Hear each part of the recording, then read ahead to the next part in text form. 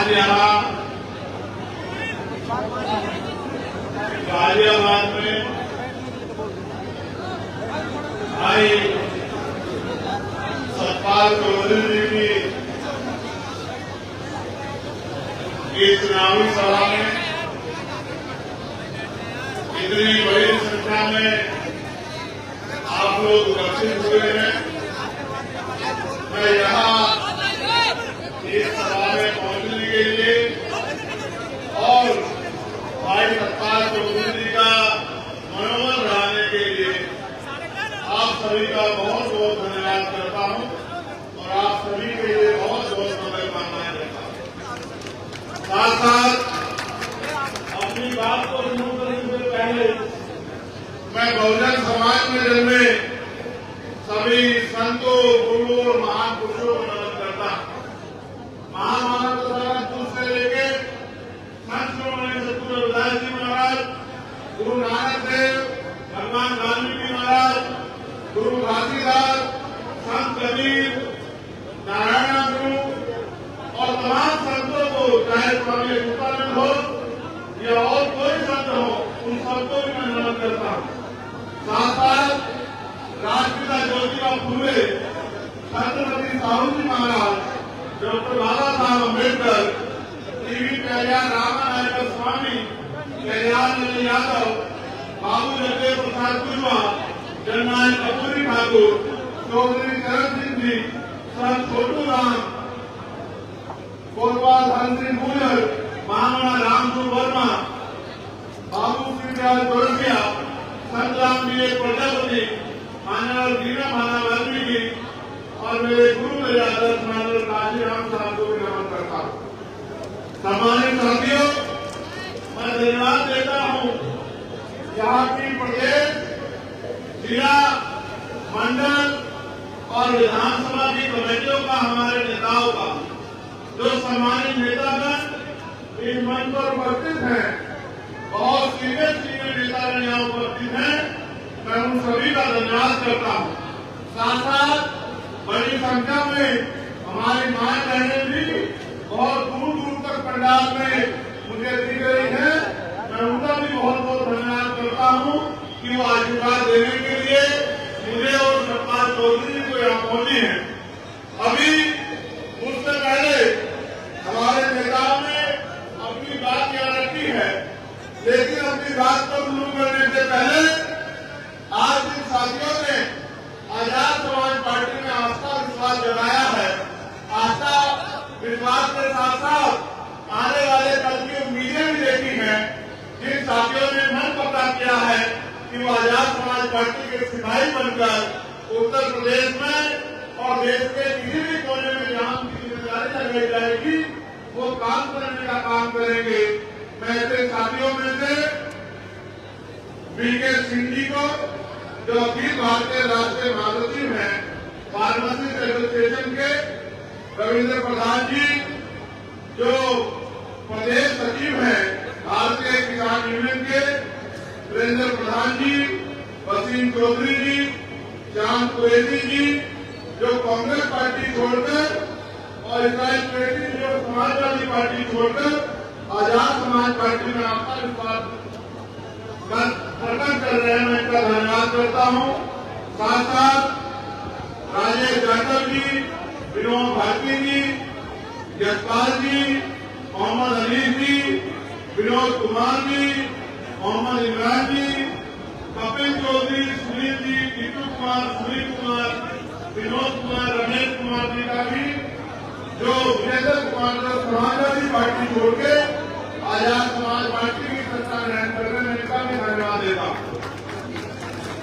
साथ साथ श्री नरेश यादव जी, पूर्व प्रदेश प्रभारी हिमाचल, दिल्ली बहुजन समाज पार्टी, इंद्रजीत सिंह जी, श्री राम यादव जी, सुनील यादव जी, रोहित चौधरी जी, लोकेश गौतम जी, डॉक्टर वीके बाबू जी, सोनू गौतम जी, कपिल गौतम जी, राहुल गौतम जी, चिंटू गौतम जी, लक्ष्य जी, फिरोज जी, सिद्धार्थ जी, आजाद जी, शरद जी, भविष्य जी, संजय जी, अरविंद जी और एक बहुत बड़ी लिस्ट भाई सुनील कुमार जी तक, जिन लोगों ने बहुजन समाज पार्टी, कांग्रेस पार्टी और अन्य पार्टी को छोड़ के आज आजाद समाज पार्टी में जो है आपका विश्वास प्रकट किया, मैं इनका भी धन्यवाद करता हूँ। साथ साथ रघुनंदन पाल जी अखिल भारतीय पाल महासभा के प्रदेश सचिव हैं, वो बहुजन समाज पार्टी छोड़ के, और मुझे आपको बताने में बड़ी खुशी हो रही है कि अमर सिंह जी पूर्व विधायक श्रीमंत राव, जो उस क्षेत्र के बहुत सम्मानित नेता हैं, अपने दम पे राजनीति करते हैं, उन्होंने भी आज आजाद समाज पार्टी का दामन थामा है।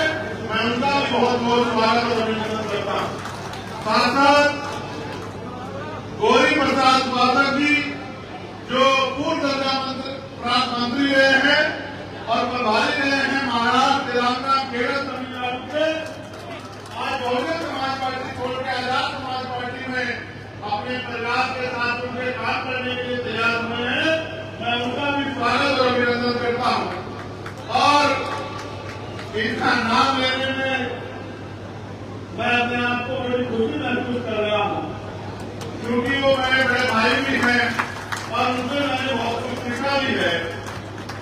भाई साहब मनोज तोमर जी, जो पूर्व विधायक रहे हैं और कई कई स्टेटों के प्रभारी रहे हैं, आज पूरे अपने परिवार में फिर से जो है इस कारवा को आगे बढ़ाने के लिए इस जिम्मेदारी को संभालने का काम कर रहे हैं। उनका भी स्वागत और अभिनंदन करता हूँ। अब क्योंकि लिस्टें तो मेरे पास बड़ी लंबी है, जो हापुड़ से शामिल होने वालों की लिस्ट आई है, मैं उनसे व्यक्तिगत मिलकर जो है अभी उनको ज्वाइन कराऊंगा। तो एक बहुत बड़ी लिस्ट है, अगर मैं उस लिस्ट को पढ़ता रहा, इसमें 50 तो प्रधान है, बीडीसी है, जिला पंचायत है, तो कई घंटे चले जाएंगे। मैं ये समझता हूँ कि अब घंटे खराब करने का समय नहीं रहा। आप एक मिनट सेकंड को जिम्मेदारी से उसके भरोसे उस काम करके और बहुजन समाज को इकट्ठा करके ताकत बनाने का समय आ गया है। अब बातों में समय खराब नहीं करना है, अब हमें किसी के भरोसे नहीं करना है, अब हमें अपनी लड़ाई स्वयं करनी है। इसलिए हम एक मिनट को बचाने का काम करेंगे। सम्मानित राष्ट्रीय कोर कमेटी के बहुत सारे मेंबर यहाँ मौजूद हैं, चौधरी राम साहब, अमित रसाना जी, कपिल आजाद जी, तालिब चौधरी जी, हमारे जिला से मनोज जी, संजीव कुमार जी, अमर सिंह यादव जी, नरेश यादव जी, जोनी यादव जी, और एक बहुत बड़ी लिस्ट है। मैं इनका दिल से धन्यवाद करता हूँ, जिन्होंने ये आंदोलन को आगे बढ़ाने में राहुल और तमाम लोगों ने मेहनत की। अब हम काम की बात करते हैं। करनी चाहिए काम की बात बताओ, करनी चाहिए। तो गाजियाबाद के मेरे साथियों सुनो, ये गाजियाबाद हमारी राजधानी है, ये गाजियाबाद मेरा दूसरा घर है। मैंने बहुत कठिनाइयों का समय यहाँ गुजारा है।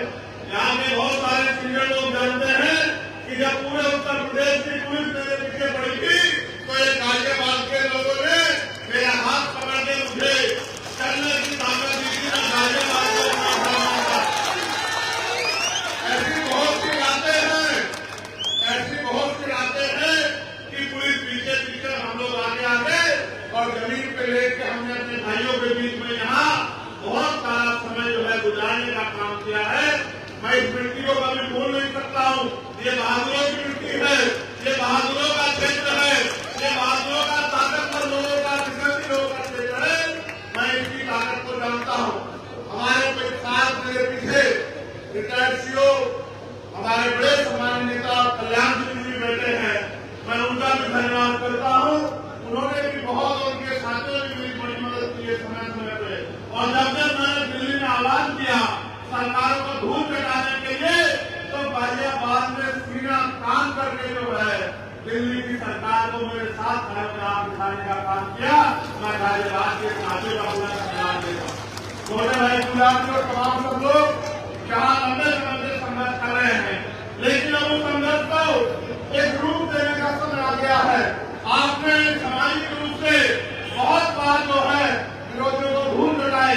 चाहे इसी बात में जब ये भारतीय जनता पार्टी के लोग पार्टी बना के बाबा साहब अम्बेडकर को अपमानित करने का काम कर रहे थे, मेरी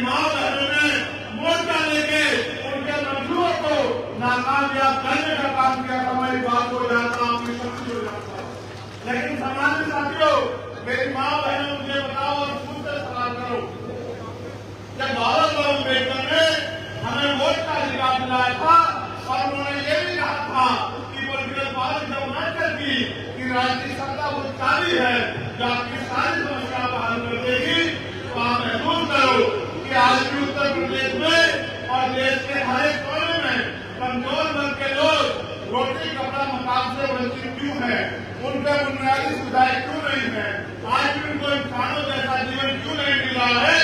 जब हम इस बात को देखेंगे तो हमें एहसास होगा कि हमने अपने महापुरुषों की बातों को कानों से तो सुना है, लेकिन उस पर जिम्मेदारी से अमल नहीं किया है। जिस हम जिम्मेदारी से अमल करेंगे और अपनी पूरी ईमानदारी से जिस तरह से हम 8 घंटे अपना पेट पालने के लिए मेहनत रोजगार करते हैं, मजदूरी करते हैं, नौकरी करते हैं और 8 घंटे 10 घंटे की मेहनत में कुछ पैसे कमा के अपने बच्चों का पेट पालने का काम करते हैं, अगर 2 घंटे भी हम लोग मिशन का काम करें, अपनी पार्टी का काम करें और बहुजन समाज में भाईचारा पैदा करने का काम करें, तो वो दिन दूर नहीं कि राजनीतिक शक्ति आपके हाथ में होगी। आप ये जानते हो नहीं जानते हो कि जिस दिन से आप लोगों ने, मैं पूरे धन्यवाद करूंगा आपका कि आपने एक पैसा जुटाते, जब मैं नगीना में चुनाव लड़ रहा था तो मेरे हाथों को मजबूत करने के लिए भेजा और आपको उस पैसे से इतनी ताकत मिली कि आज आपका बेटा चंद्रशेखर आजाद दिल्ली में पार्लियामेंट में खड़े होकर आपके सारे अधिकारों के लिए संघर्ष करने का काम करता है। आपने मुझे पार्लियामेंट में बोलते देखा और कितने लोगों ने देखा हाथ मारेगा, बताओ दिल से अपने दिल में हाथ रख के बताओ आपका अकेला चंद्रशेखर सैकड़ों में भारी है या नहीं, बताओ। अब ये काम आपने केंद्र में तो कर दिया, दिल्ली में तो कर दिया, लेकिन उत्तर प्रदेश में ये काम अभी अधूरा। जब तक उत्तर प्रदेश में मेरे जैसे लोग विधानसभा लखनऊ में जाके और सरकार की आंखों में आंखें डाल के आपके अधिकारों के लिए संघर्ष नहीं करेंगे, आपके अधिकारों में जो डाका पड़ रहा है उस डाके को खत्म करने का काम नहीं करेंगे, आपके क्षेत्र की समस्याओं के लिए आवाज उठाने का काम नहीं करेंगे, तब तक मुझे नहीं लगता कि गाजियाबाद में कोई बदलाव हो सकता है। बाकी लोगों पे लोगों का 2027 में आएगा, लेकिन आप तो बड़े किस्मत वाले हो, आप तो बड़े खुशहाल हो, आपके हिस्से में तो 1 साल बाद ही, इसी साल आपके चुनाव के 1 साल बाद और इसी साल 2024 में आपके सामने तो पुनः लोगों का आ गया है कि आप अपनी पिछली भूल को सुधार करके और अपनी आवाज को उठाने वाला चंद्रशेखर आजाद जैसा एक भाई लखनऊ में आप लोग भेज सकते हैं, मेरा मानसिक और शारीरिक रूप से तैयार होगा। और मैं आपको विश्वास दिला कहता हूँ, पार्टी ने भी व्यक्ति को यहाँ जिम्मेदारी दी है कि वो आपकी आवाज को उठाने का काम करेगा। मैं उसके संघर्ष को जानता हूँ, मैंने उसके संघर्ष को देखा है। कई बार दिल्ली का पानी बंद करके अपने आंदोलन को, किसानों के आंदोलन को कामयाब कराने का काम उन्होंने किया। और अभी जो शिक्षक माफियाओं के खिलाफ आंदोलन कर रहे हैं, मजदूरों के, किसानों के, नौजवानों के, बेरोजगारी के खिलाफ आंदोलन कर रहे हैं, उस आंदोलन में भी भाई सतपाल चौधरी कंधे से कंधा मिला के आपकी आवाज को उठाने का काम कर रहे हैं। किसी पद पे होते आपकी आवाज बनने का काम कर रहे हैं। सोचिए, अगर इस बहादुर भाई को आपके वोट की ताकत से असेंबली में भेज दिया तो क्या गाजियाबाद में आपके हितों की रक्षा होगी या नहीं होगी, बताओ। क्या गाजियाबाद में आपके अधिकारों को जो जाकर डाल पाएगा? सरकार के सारे राज्य सांसद एक तरफ और आपका अकेला सतपाल चौधरी एक तरफ, याद रखना मेरी बात। सरकार के गुंडों के घर कुंडे का बंद कर दिए, तब आप एक दूसरे सवाल करना कि भाई आपने जो कहा वो गलत साबित हुआ। मैं आपको कहना चाहता हूँ, हम पे विजन है उत्तर प्रदेश में बदलाव का, हम पे विजन है महान पुरुषों के विचारधारा को, उनके सपनों को पूरा करने का, और हमें माना है, हमें बल है, हमें जरूर है। ये गरीबी, बेबसी, लाचारी, बेरोजगारी, महंगाई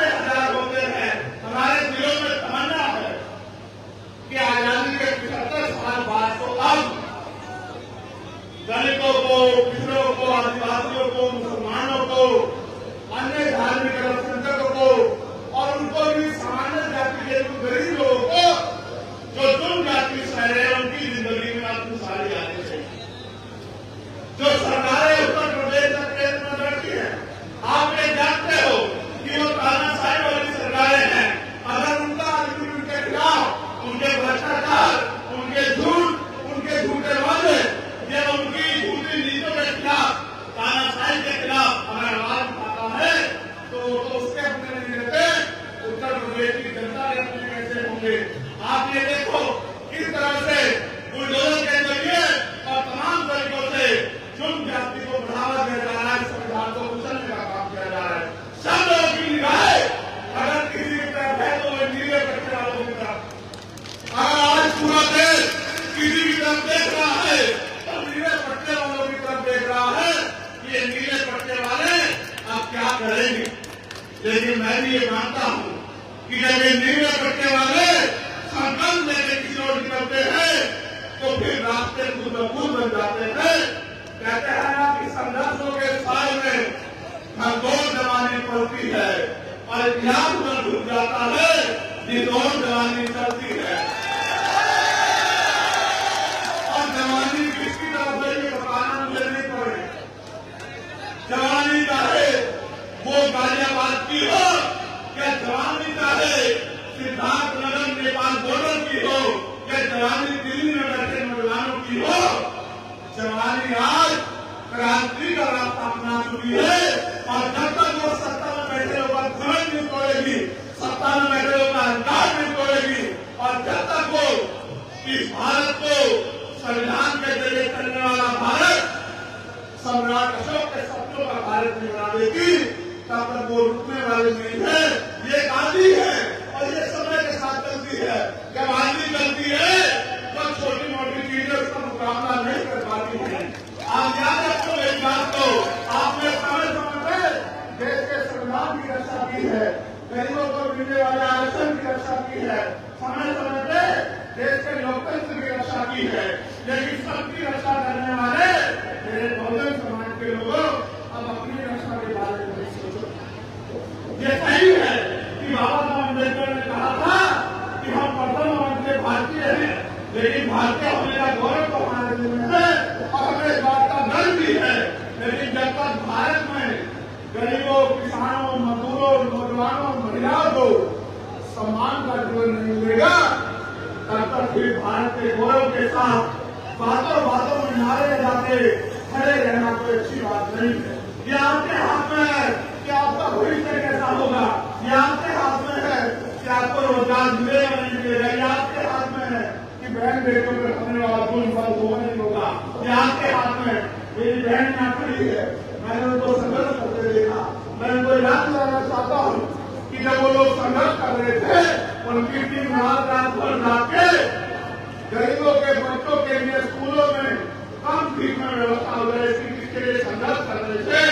तो मैं दिल्ली में खड़े होकर उनकी मांग को मजबूत कर रहा था कि भाई ये समझो किस देश का हथियार है कि हथियार को अगर आपने बाजारीकरण कर दिया, बाजारीकरण करा दिया, तो गरीब का बच्चा अच्छी शिक्षा प्राप्त नहीं कर पाएगा। और जब गरीब का बच्चा अच्छी शिक्षा प्राप्त नहीं कर पाएगा तो 200-400 रुपए की मजदूरी करके या 5-7-8 हजार रुपए की नौकरी करके वो अपने घरों के हालात नहीं बदल सकता है। वो अपने टूटे हुए घर को भाई को चलने की ये नहीं सकता है। वो कभी अपनी मां को हवाई जहाज पर सफर नहीं करा सकता है। वो कभी अपनी बहन को एसी वाली ट्रेन में नहीं घुमा सकता है।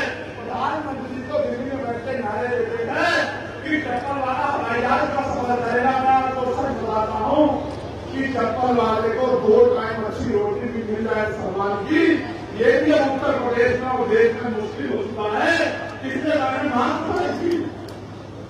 ये अगर बदलाव चाहते हो तो फिर करो कि राष्ट्रपति हो, प्रधानमंत्री हो, विधायक हो, मंत्री हो, मुख्यमंत्री हो, राज्यपाल हो या कोई भी ऐसा व्यक्ति जिसको सरकारी सुरक्षा मिली है, सुरक्षा मिली है, सुविधा मिली है या उसको आर्थिक मदद होती है, चाहे वो क्लास 1 का अधिकारी हो या क्लास 4 का अधिकारी हो, चाहे वो डीएम एसएसपी हो या एसडीएम एडीएम हो या दरोगा सीओ हो या कोई और अधिकारी हो, सबके बच्चों को सरकारी स्कूल में पढ़ाने की इजाजत देनी चाहिए और कानून बना देना चाहिए कि सरकारी अधिकारी कर्मचारी नेताओं के बच्चे सरकारी स्कूल में पढ़ेंगे। आप देखो, महसूस करके अपने दिल पे हाथ रख महसूस करो।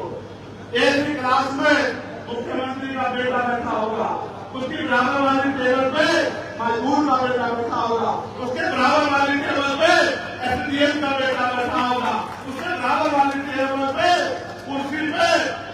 का बेटा बैठा होगा, उससे बराबर वाली कुर्सी में एसएसपी का बेटा बैठा होगा और उसके बराबर वाली कुर्सी में टीका नागर भाई मेरे जैसे किसान का बेटा बैठा होगा, मजदूर का बेटा बैठा होगा। तो अगर वो हमारी परवाह नहीं करेंगे तो अपने बच्चों की परवाह तो करेंगे। ये जो बड़े बड़े प्राइवेट सेक्टर में स्कूल बनाने खड़े कर दिए, गरीब लोग इसके सामने तो गुजर सकते हैं, लेकिन खुद को और अपने बच्चों को स्कूलों में अंदर नहीं पहुंचा सकते, उनकी क्लास पर अपने बच्चों को नहीं खा सकते। जब ये इतनी बड़ी खाई पैदा हो जाएगी तो गरीब का बच्चा कैसे जो है इन अमीरों के बड़े बड़े स्कूलों का मुकाबला करेगा। साथ साथ मैंने मांग भी की है कि जितने भी सरकारी कर्मचारी अधिकारी नेता अभिनेता है, चाहे वो राष्ट्रपति से लेके और गांव का प्रधान क्यों न हो, उनके बच्चों का बीमार होने को उनका इलाज सरकारी अस्पताल में होना चाहिए। इसलिए हो गया भारत में आप एक बात को याद रखना, उस दिन सरकारी अस्पतालों में डॉक्टर भी मिलेगा, सारे टेस्ट भी बने होंगे, बढ़िया से बढ़िया दवाइयां भी वहां मिलेंगी और साफ सफाई भी ऐसी अच्छी होगी कि आपको सरकारी हॉस्पिटल और 5 स्टार होटल में फर्क महसूस नहीं होगा। जब मंत्री जी का इलाज बड़ा होगा, मंत्री जी के बेटे का होगा, राज्यपाल के बेटे का होगा, प्रधानमंत्री जी का होगा, ये बड़े बड़े उद्योगपतियों का होगा, ये बड़े बड़े उद्योगपति नेता खुद तो प्राइवेट हॉस्पिटल में जाते हैं और हमसे कहते हैं कि हमें सरकारी अस्पताल बनवा दिए। अगर इतने अच्छे बनवाए हैं तो पहले अपना इलाज कराओ, फिर गरीबों को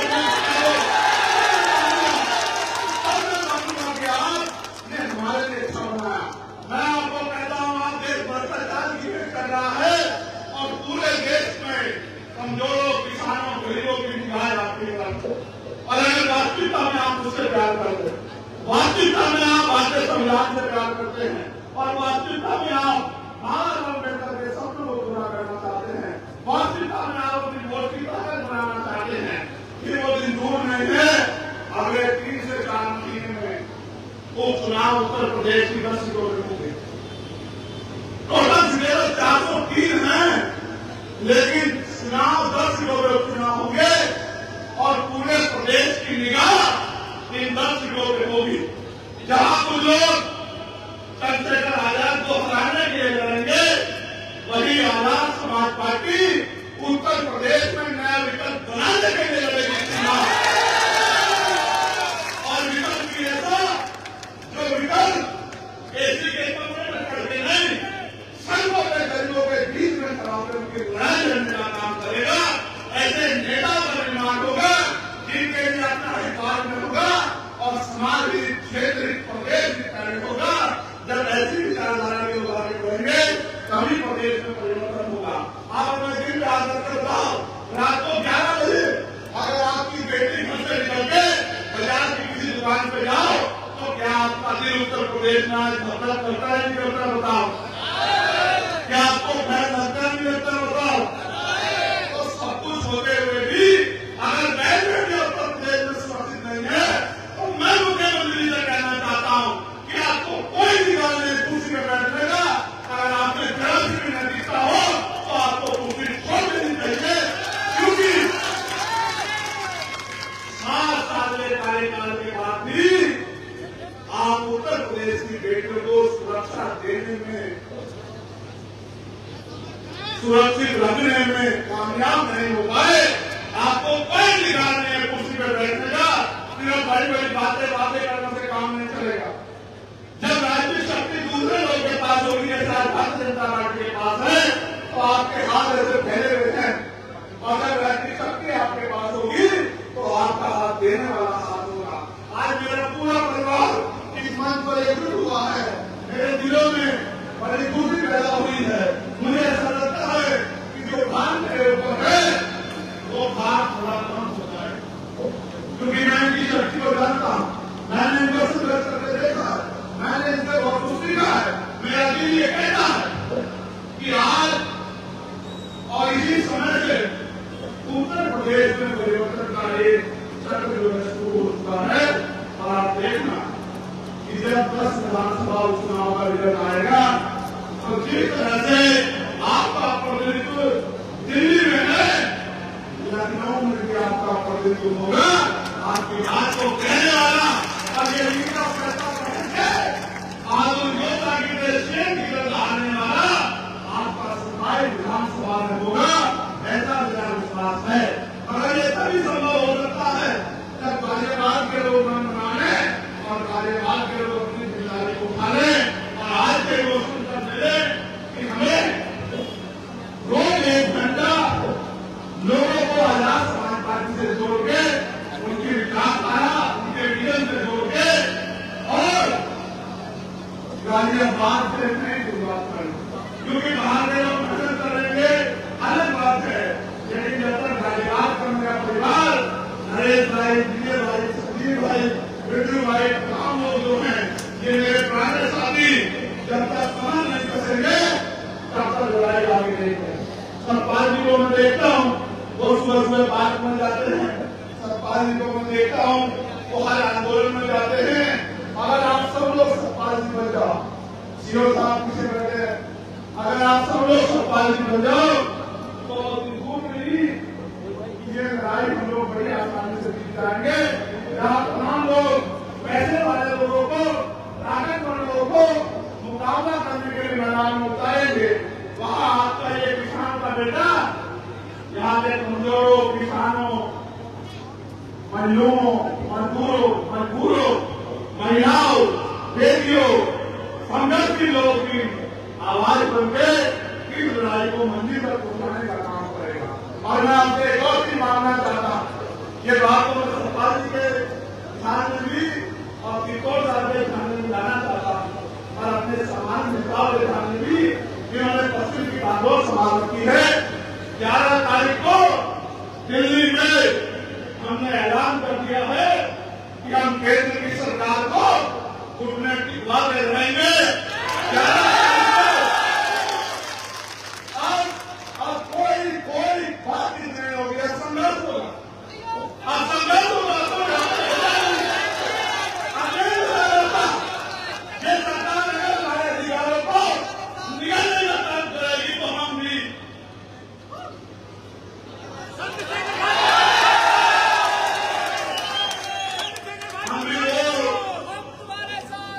हम भी वो कौन है जिन्होंने 2018 में 13 लोगों ने कुर्बानी देकर अपने खून से अपने अधिकारों को सीखने का काम कराया। मेरी बात को आप याद रखें। सरकार किसी भी कीमत पर अपने आप को संविधान से बड़ा ना समझे और किसी ने दरवाजे से ये जो अपने अधिकारों को निष्ठा नाबूद करने की जो तैयारी सरकार ने की है वो हमें दूध पीते बच्चे ना समझे। मैंने कुछ पहले भी कहा था, आज भी कह रहा हूं, सड़कें जाम हो जाएगी, देश डूब जाएगा, सरकारें प्राय मांगेगी, सरकारें ना कर देंगी अगर हमने सड़कों पर उतरने का फैसला कर लिया। मेरी बात को सरकार याद करो, इस बात को मैंने आपसे आग्रह किया, लेकिन इस बार मैं आपको प्रार्थना और आदेश कर रहा हूं, निर्देश भी दे रहा हूं कि 11 सितंबर को जैसे दिल्ली में दूरगार टूटने गए, हमने अपनी शक्ति का एहसास दिल्ली की सरकार को कराया था और दिल्ली की सरकार और सुप्रीम कोर्ट घुटनों के बल आ गए थे। आने वाली 11 सितंबर को एक बार और मैदान आपका इंतजार कर रहा है।